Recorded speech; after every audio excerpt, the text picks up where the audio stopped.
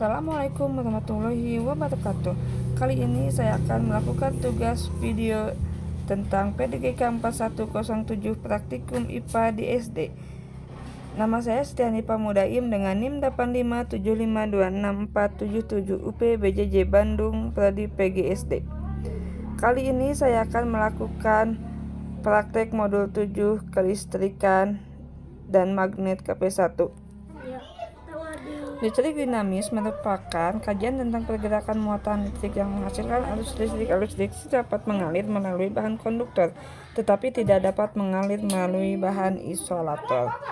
Tujuan praktikum yaitu menunjukkan adanya gerakan aliran arus listrik dalam suatu rangkaian listrik. Alat dan bahan yang digunakan yaitu 1. Baterai sebanyak 3 buah, tali kabel yang tersambung dengan penjepit sebanyak 2 buah berwarna merah dan hitam, 3 lampu 1 buah, 4. Berbagai bahan uji sebagai konduktor dan isolator yaitu kawat, besi, kawat tembaga, sendok perak, kayu, karet, penghapus, grafit atau mata pensil, kertas, plastik, air keran, dan air garam. Bisa lihat di sini bahan-bahan dan alat yang digunakan.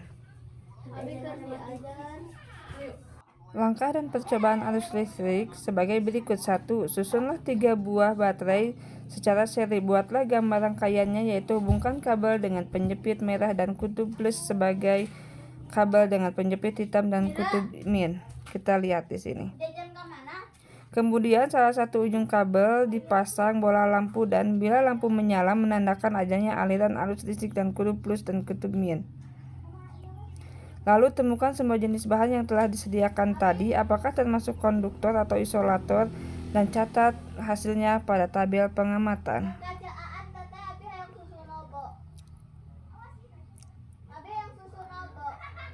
Percobaan yang pertama yaitu menggunakan kawat tembaga. Pada kawat tembaga, lampu menyala karena kawat besi yang menghantarkan listrik atau konduktor.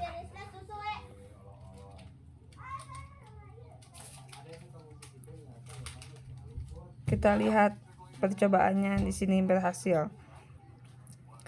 Pada percobaan yang kedua yaitu menggunakan kawat tembaga. Pada kawat tembaga juga ternyata lampu menyala karena kawat tembaga dapat menghantarkan listrik atau konduktor. Kita lihat di sini. Kita ke percobaan yang ketiga yaitu menggunakan sendok perak. Pada sendok perak juga ternyata lampu menyala karena sendok perak dapat menghantarkan listrik atau konduktor. Di sini lampu menyala.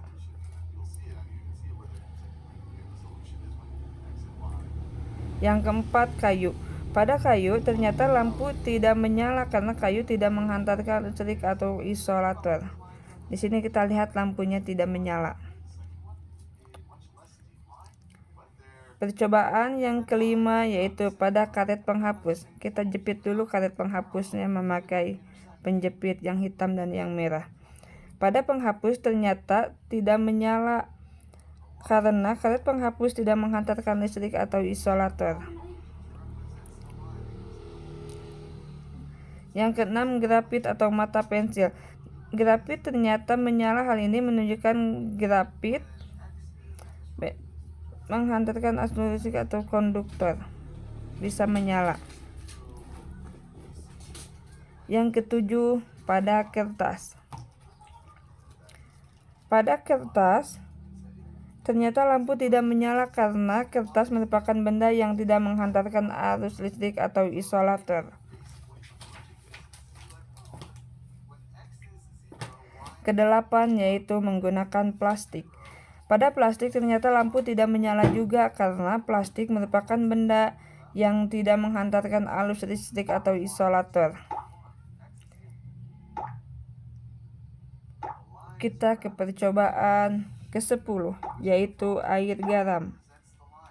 Ke-9 yaitu air keran. Pada air keran ternyata lampu tidak menyala karena air keran menggunakan bahan yang tidak menghantarkan arus listrik atau isolator. Di sini lampu tidak menyala. Kita ke percobaan yang terakhir, yaitu percobaan pada air garam. Kita masukkan dulu ujung yang hitam dan yang merah. Pada air garam ternyata lampu menyala, artinya air yang bercampur garam dapat menghantarkan arus listrik, jadi air garam bersifat konduktor. Kesimpulannya yaitu, dari percobaan tadi, bahan yang dapat menghasilkan arus listrik ternyata konduktor. Kawat besi, kawat tembaga, sendok perak, grafit atau mata pensil, dan air garam. Sedangkan bahan yang tidak dapat menghantarkan listrik yang termasuk isolator adalah kayu, karet penghapus, kertas, plastik, dan air keram. Demikian video yang saya dapat sampaikan. Terima kasih.